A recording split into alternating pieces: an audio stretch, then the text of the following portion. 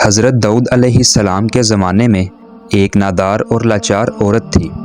اس کے پاس جو تھوڑی بہت رقم تھی وہ اس سے اون یا روئی وغیرہ خریدتی، پھر اسے کاٹ کر اس سے اٹیاں بناتی، پھر اسے بیچ کر انتہائی سادگی سے زندگی گزارتی اور اپنے بچوں کے اخراجات پورے کرتی۔ ایک دن وہ سوت کاٹ کر اس کی اٹیاں بنا کر بازار میں بیچنے سر پر رکھے جا رہی تھی کہ اچانک تیزی سے ایک کوا آیا اور ایک اٹی اٹھا کر لے گیا۔ وہ بے سہارا خاتون بہت رنجیدہ ہوئی اور حیران و پریشان حضرت داؤد علیہ السلام کے پاس آئی، اپنے تنگ حالات بیان کیے اور کوے کی اٹی اٹھا کے لے جانے کا واقعہ عرض کرنے کے بعد کہنے لگی، خدا کی عدالت کہاں ہے؟ حضرت داؤد علیہ السلام نے اس سے فرمایا، ادھر بیٹھ جاؤ تاکہ میں تمہارے بارے میں فیصلہ کر سکوں۔ دوستو، ایک طرف تو یہ واقعہ پیش آیا اور دوسری طرف یہ ہوا کہ کچھ لوگ کشتی کے ذریعے دریا عبور کر رہے تھے۔ ان کی کشتی میں سوراخ ہو گیا اور کشتی میں پانی داخل ہونے کی وجہ سے کشتی کے ڈوبنے کا خطرہ تھا۔ تو ان لوگوں نے نظر مانی کہ اگر اس خطرے سے نجات مل گئی تو 1000 دینار کسی فقیر کو دیں گے۔ اللہ تعالیٰ نے ان پر لطف و کرم کیا اور اس کوے کی ڈیوٹی لگائی کہ وہ خاتون کی اٹی اٹھا کر کشتی میں لا پھینکے۔ کوے نے ایسا ہی کیا۔ ان لوگوں نے سود کی اس اٹی سے فائدہ اٹھایا اور کشتی کا سوراخ اچھے سے بند کیا اور ڈوبنے سے نجات پائی۔ جب وہ لوگ کنارے پر پہنچے تو فوراً اپنی نظر ادا کرنے کے لیے حضرت داؤد علیہ السلام کے پاس پہنچے اور 1000 دینار ان کی خدمت میں پیش کر کے اپنے دریا سے نجات پانے کا واقعہ سنایا۔ داؤد علیہ السلام نے اس عورت کے سامنے اللہ کی حکمت بیان کی اور وہ دینار اس عورت کو دے دیے۔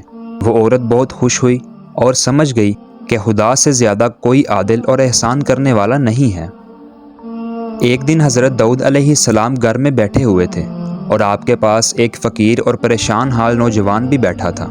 یہ نوجوان داؤد علیہ السلام کے پاس بہت آتا جاتا تھا اور بہت خاموش طبیعت کا مالک تھا۔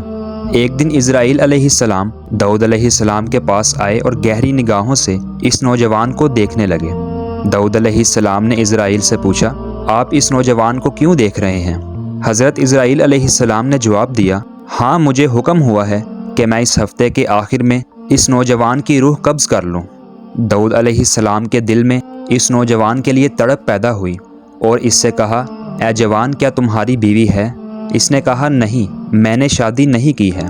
داؤد علیہ السلام نے اس سے کہا کہ فلاں شخص جو بنی اسرائیل کا مشہور و معروف اور بزرگ شخص ہے، اس کے پاس جاؤ اور کہو کہ داؤد علیہ السلام تمہیں حکم دے رہے ہیں کہ اپنی بیٹی کو میری زوجہ بنا دو، پھر اس کے ساتھ شادی کر کے رات اس کے پاس رہو، تمہاری زندگی بھر کے جتنے بھی اخراجات ہیں یہاں سے اٹھا کر لے جاؤ، البتہ 7 دن بعد دوبارہ میرے پاس آنا۔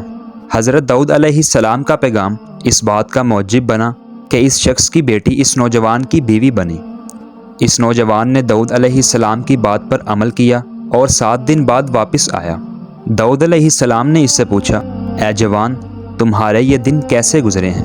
اس نوجوان نے کہا، اتنے اچھے گزرے ہیں کہ پوری زندگی میں میں نے ایسے دن نہیں گزارے۔ حضرت داؤد علیہ السلام نے فرمایا، بیٹھ جاؤ۔ وہ بیٹھ گیا۔ وہ کافی دیر بیٹھا رہا مگر اسرائیل اس کے پاس نہ آئے۔ داؤد علیہ السلام نے اس سے کہا، اٹھو اور اپنی زوجہ کے پاس واپس جاؤ اور 7 دن بعد دوبارہ میرے پاس یہاں چلے آنا۔ 7 دن گزرنے کے بعد وہ داؤد علیہ السلام کی خدمت میں واپس آیا۔ تیسری مرتبہ داؤد علیہ السلام نے پھر وہی حکم دیا۔